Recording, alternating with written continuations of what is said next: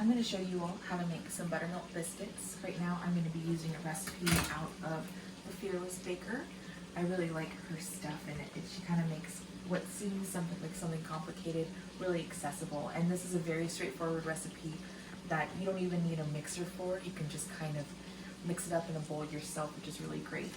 I like to use Kerrygold butter because I think that it's really tasty, and I think that the color of the butter itself is really telling to how the quality of it. So we are looking for 12 tablespoons of cold butter. When making biscuits, the colder the butter, the better the flake, because the butter won't melt faster than the dough bakes. So when we cut butter, I'm going to divide it into my sticks here. So 12 is about a stick and a half worth of butter. And we are going to cut it into small pieces. So I like to quarter the stick lengthwise. You know what? It's better to use my bench scraper. So you kind of have a window pane thing happening here. And then I'm just going to shave as close as I can little pieces. This butter has been in our fridge for at least 12 hours. So it's nice and cold. It's not melting in my hands. What I'm going to do afterward is put this in the freezer before I actually start baking it. So this is a great time. You start preheating your oven, you cut your butter, and you leave it in the freezer just for a little bit. Especially on a warm day, it gives you a little more time to get your dry and wet ingredients in order.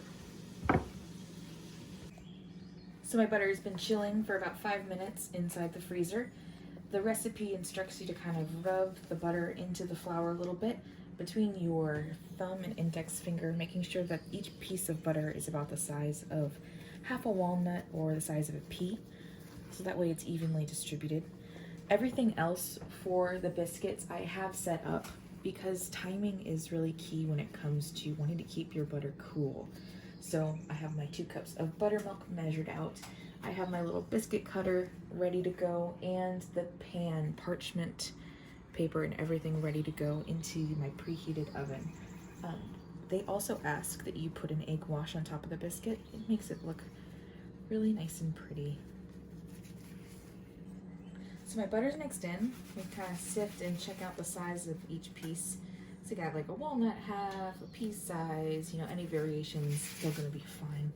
It's, again, a very foolproof recipe here. So adding my buttermilk into the mix. And the key here is to not over mix it. So I'm gonna use a spatula, work around the edges of the dough, and then use it until it's just combined. We're also gonna knead it out on the table, so that way it builds a little more structure, as opposed to like a pancake or a scone, again, where you really want to be careful about not over mixing it. Biscuits won't develop that height if you don't actually kind of work it and press it together.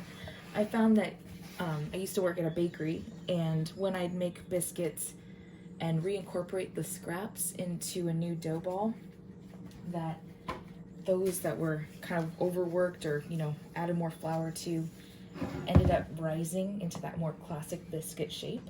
So what I'm doing right now is emptying out what I've mixed already onto the table, and I'm going to kind of start pressing it together a little bit so it reincorporates onto one nice piece of biscuit dough.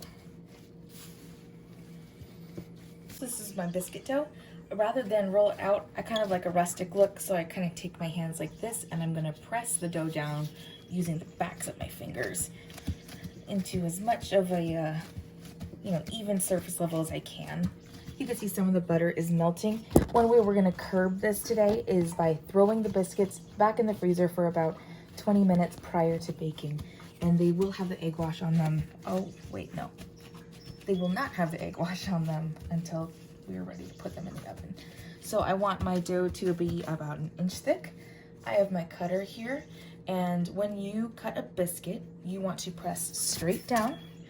Don't twist it, because you might destroy the integrity of the biscuit and ruin these walls. So you can already see that we kind of have rising agent happening, flaky layers are coming. So I'm going to place it right there, and we're just going to keep cutting.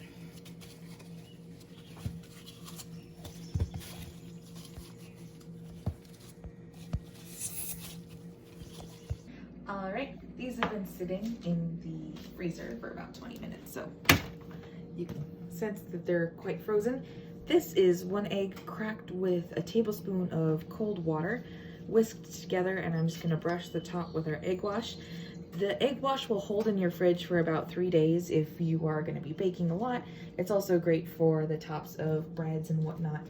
Whatever you really want to do or make something shiny, that's great, but I wouldn't recommend eating it even after cooking. And again, 3 days is probably the max, otherwise it starts getting kind of funky. And now we're gonna go right into the oven. I'm gonna cook these for about 20 minutes. At 20 minutes, I'm gonna check them, probably like shift the orientation in the oven, and just see how they're doing. All right, so we are at the 20-minute mark. I'm gonna check on my biscuit friends here. And as you can see, we've got nice rise, nice layers. So that helps when you actually take it out, the dough out onto the table and really work it. It helps give it that structural integrity we talked about. I'm gonna pop them back in. The tops don't seem super brown yet, so I'm gonna give them about 5 minutes. If you don't feel comfortable letting them go that long, that's totally fine.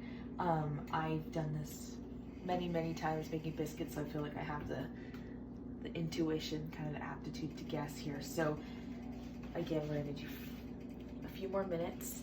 The rise is looking good, the flakes are looking good, and I can't wait to eat them. I also have strawberry jam going here, so those things will go really well together. Alrighty, 5 additional minutes have passed, and I'm feeling pretty good about these colors. I'm gonna move them over here and then show you all something delicious. So my favorite part of the biscuit is the bottom, because it's just been sitting in butter and wonderfully tasty. These biscuits too, another great way to test if they're done is by picking them up. If they feel a little dense, they're likely not done. These feel really light. I mean, look at this one, it's so tall. Good job, buddy. He's also very hot because he came out of a 400-degree oven, but oh man, I'm so excited.